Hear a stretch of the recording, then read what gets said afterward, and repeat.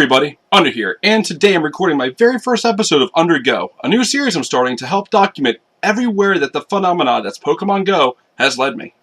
So as of right now, I really don't know to what frequency I'm going to be recording episodes of Undr Go. It's going to vary on like what interesting things happen, how often I get to go out, and do I get to go anyplace new, because I'm not going to keep doing, videos on the same places over and over again. Luckily, however, I had the opportunity to dog sit for my buddy up in PA. He lives just south of Lancaster. And of course, I'm not going to give away too many details, but the first thing I'm going to do is chronicle the different discoveries I was able to make in the area. Now, the first thing I got to point out is that Lancaster, in general, is just chock-filled with Drowzees. Where I live, you really can't find Drowzees very often. They're somewhere between uncommon and rare. You just don't see them. But in Lancaster and southern PA, everywhere. The place, as in the title of this episode, is lousy with Drowzees. I cannot go 2 steps without running into one.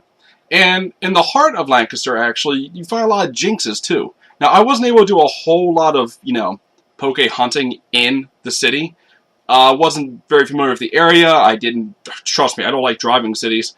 But I was able to find a few places just outside of the city limits. And the first place I found was Stalford Park. When it came to finding Stalford Park, I was kind of on my own. I decided the best bet was to, check some places in the city to see what people that actually play the game in the local area think are good hunting spots. Places that I just wouldn't know on my own. Logically, the first place I decided to check was a comic book store. It was literally called the comic book store.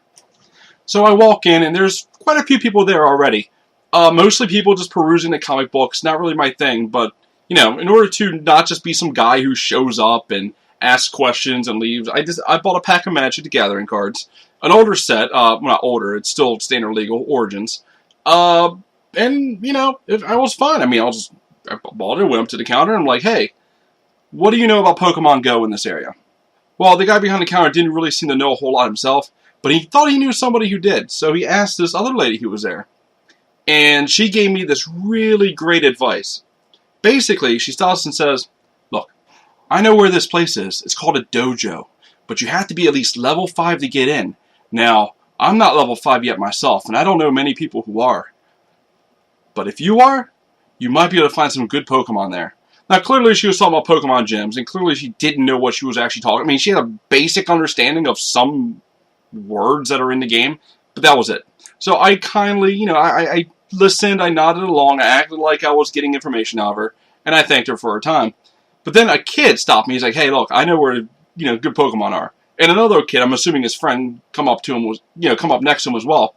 And he's like, look, I found a Rayquaza. Have you found a Rayquaza? And I'm like, well, in my mind, I'm thinking, well, he's not really pronouncing it right, but okay, it's fine.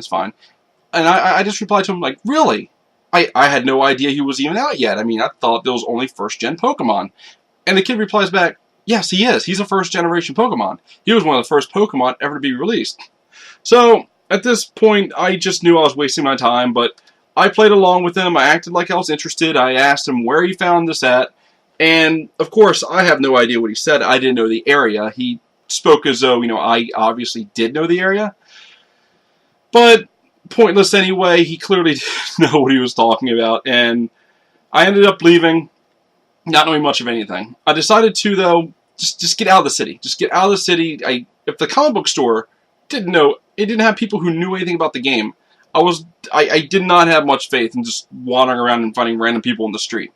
So I decided to leave the city limits, and luckily for me, I found a sign for a park, Stalford Park. The moment I arrived at the park, I pulled in the drive, I immediately saw Drowzee. Now, I was driving, I didn't bother catching him, plus I saw him all over the place. But he was right next to a Pokestop, so I managed to walk back up to the Pokestop, and I dropped the lure. I caught the Drowzee. As soon as I got done catching him, bam, another Drowzee. I'm like, alright, I catch that Drowzee too. And that kept happening. Nothing but Drowzee spawned there. The natural one that was there before I got there, every single one I caught, in the lure itself, were Drowzees. And I caught another natural spawning one. It seemed like the only thing that could spawn in that park were Drowzees. I even found one further up. And I used that to get enough to evolve my first Hypno. Big deal, not the greatest thing in the world. I would find so many Drowzees that I stopped catching them. And I decided to give it a little look around, and I found myself in a pretty small park. There really wasn't anybody there. I talked to a nice lady who was there, a little bit younger than myself, talked about the local scene, what happens, in Lancaster that's of any interest. Nothing Pokemon Go related. Went further up, and I found the Ludgate Pet Cemetery. Now, if you watch Parks and Recreation at all, this seems a little too on the nose, but, I didn't really search around it too much. I went ahead, I got the Pokestop, but there really wasn't much to be seen here. I mean, this really wasn't the greatest trip. I mean, I did find a Drowzee nest inside of Drowzee Central, but, clearly this was a Drowzee nest among Drowzee nests. So I decided to make note of it, and that was all for that trip. That was my first time going out, like actually going out and about while in Lancaster. So I thought to myself, wasn't the greatest situation, but I did look up and see a lot of other parks in the area, and I knew they had to be better than Salford Park. Guys, thank you so much for watching this first episode. I know the production values were kind of poop. I don't really plan on putting a ton of production values into these things. I want them to be quick enough and easy enough where once I do them, I won't think of it as work. I just want to come in and start talking about it, and I don't put it off for a week. And I kind of did it this time because there's 5 or 6 episodes that I plan on putting out just for my trip to Lancaster. Plus, I want to touch up a little bit on the areas I go to normally, the areas around me.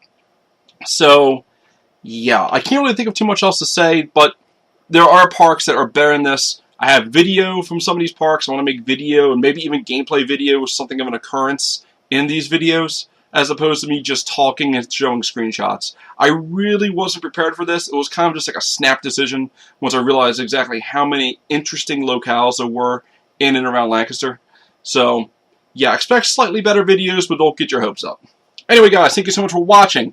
I will catch you guys hopefully very soon with the next episode of Undr Go. If you have any suggestions, let me know in the comments. As you can tell, I live in the PA, Maryland area. I'm not going to give away too much information.